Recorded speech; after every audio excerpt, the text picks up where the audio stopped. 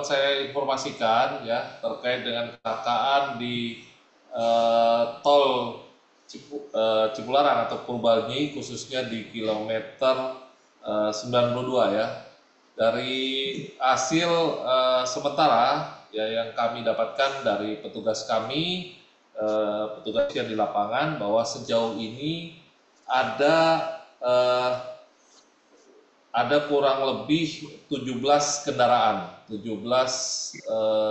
kendaraan dari berbagai jenis, baik truk, kemudian minibus yang terlibat kecelakaan ya.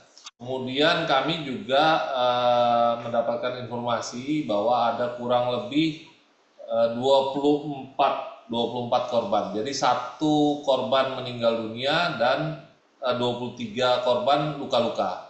Nah, keseluruhannya 24 korban ini sudah dievakuasi, baik oleh petugas kepolisian maupun petugas gabungan lainnya, ya, petugas kesehatan dan pengelola jalan tol. Kemudian dapat saya sampaikan juga bahwa keseluruhan korban sebanyak 24 ini sebagian dievakuasi ke Rumah Sakit Abdul Rojak Purwakarta dan yang sebagian lagi di Rumah Sakit Siloam di Purwakarta. Jadi keseluruhan ada di Rumah Sakit Abdul Rojak dan Rumah Sakit Siloam Purwakarta. Kemudian dapat saya sampaikan juga untuk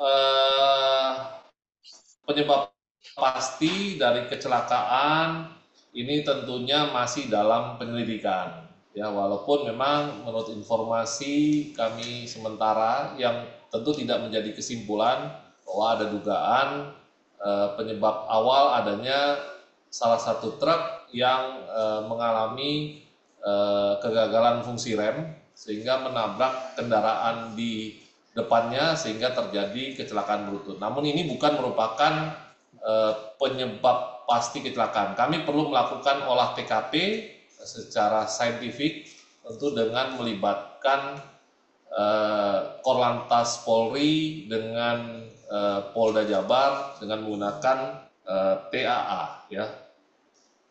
Kemudian juga terkait dengan himbauan tentu yang kami harapkan juga saat ini untuk di lokasi sudah bisa dilalui, khusus warga masyarakat yang terjebak. Ini mohon bersabar, kami sudah berusaha mengurai, mengevakuasi, dan saat ini sudah bisa dilalui satu lajur paling kanan. Untuk kendaraan yang terlibat sudah petugas gabungan sudah mengevakuasi. Jadi untuk kendaraan yang masih berada di lokasi itu sudah kami pinggirkan di bagian kiri dari lajur yang arah Bandung menuju Jakarta. Jadi secara keseluruhan kami masih memerlukan waktu untuk mengevakuasi kendaraan, namun lajur sudah bisa dilalui. Dan untuk kendaraan yang belum berada di lokasi, kami harapkan dapat menggunakan exit tol Cikamuning, jadi gerbang tol Cikamuning.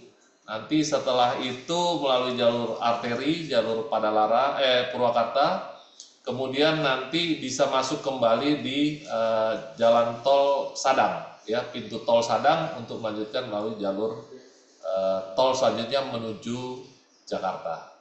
Begitu, Mas. Oke Pak, untuk korban yang luka-luka dan ada korban jiwa nggak Pak dalam kecelakaan ini Pak? Baik, jadi terkait dengan korban jiwa ya, sejauh ini yang kami temukan ada kurang satu korban meninggal dunia dan 23 mengalami luka-luka. Secara keseluruhan 24 korban ini sudah terevakuasi ke Rumah Sakit Abdul Rojak dan Rumah Sakit Siloam Purwakarta.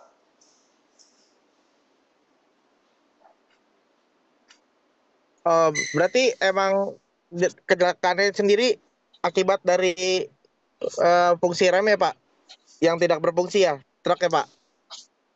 Baik, jadi perlu saya tegaskan, informasi awal memang demikian, ya. Namun penyebab pasti dari kecelakaan tersebut, tentu kami perlu melakukan olah TKP, ya, melakukan penyelidikan secara saintifik tentu dengan menggunakan TAA. Ini akan kami lakukan nanti setelah kita evakuasi seluruh kendaraan maupun korban dan kita normalkan kembali. Nanti secepatnya kita akan melakukan penyelidikan lebih lanjut dengan menggunakan secara saintifik dengan menggunakan TAA,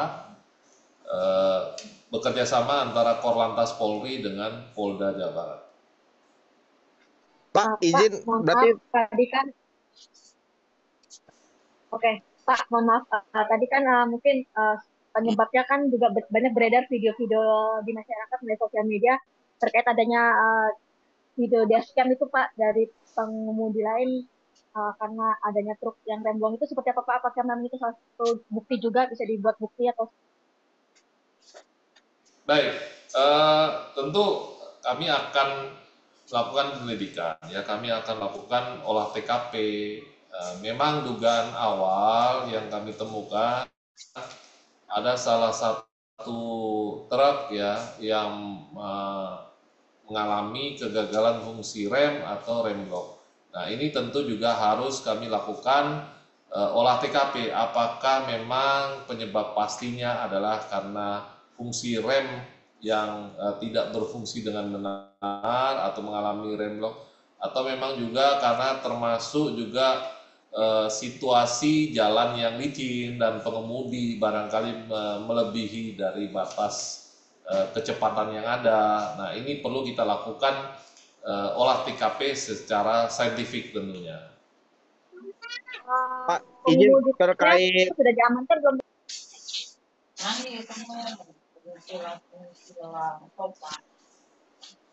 izin Pak, Ya, untuk supirnya gimana? sudah diamankan. Untuk supirnya sendiri sudah diamankan atau Ya. belum Pak? Baik, saya belum mendapatkan informasi pasti apakah satu orang yang meninggal dunia ini apakah dari sopir ataupun dari pihak lain ya. Nah, ini perlu mungkin nanti saya akan update kembali apakah termasuk sopir juga sudah diamankan oleh petugas kami. Namun tentu kami berusaha, langkah pertama adalah melakukan evakuasi terhadap korban-korban, baik korban yang meninggal maupun korban luka. Itu menjadi prioritas kami, termasuk kami juga melakukan evakuasi adanya kendaraan-kendaraan yang terlibat kecelakaan. Sehingga saat ini dari lapangan, dari petugas kami yang berada di lokasi, dari Kapolres Purwakarta, dari Dirlantas Polda Jabar yang langsung memimpin tim dari Direktorat Lalu Lintas Polda Jawa Barat juga menginformasikan untuk jalur yang terjadi kecelakaan khususnya di kilometer 92 sudah bisa dilewati oleh dengan menggunakan satu lajur, jadi lajur yang paling kanan. Nah untuk lajur yang di kiri tetap digunakan untuk mengevakuasi kendaraan-kendaraan yang terlibat. Jadi kendaraan yang terlibat kecelakaan ini sudah berada di sisi kiri atau di bahu kiri dari jalan dari arah Bandung menuju Jakarta. Oke, Pak, izin apakah di kilometer 92 ini emang kalau hujan rawan kecelakaan atau mungkin seperti apa, Pak?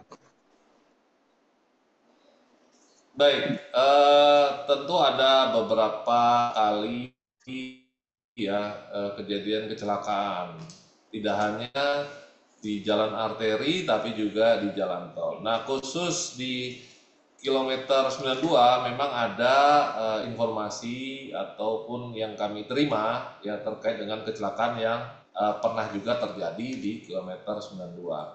Namun saat ini juga kami lihat curah hujan khususnya di wilayah Jawa Barat ini cukup tinggi. Nah, untuk itu kami juga mengimbau kepada pengguna jalan, khususnya pengguna jalan baik arteri maupun jalan tol, ini untuk berhati-hati, ya, mengurangi kecepatan, kemudian ketika melihat genangan tentu agar lebih berhati-hati sehingga tidak tergelincir, karena genangan air ini dapat mengurangi sistem dari pengereman kendaraan yang ada.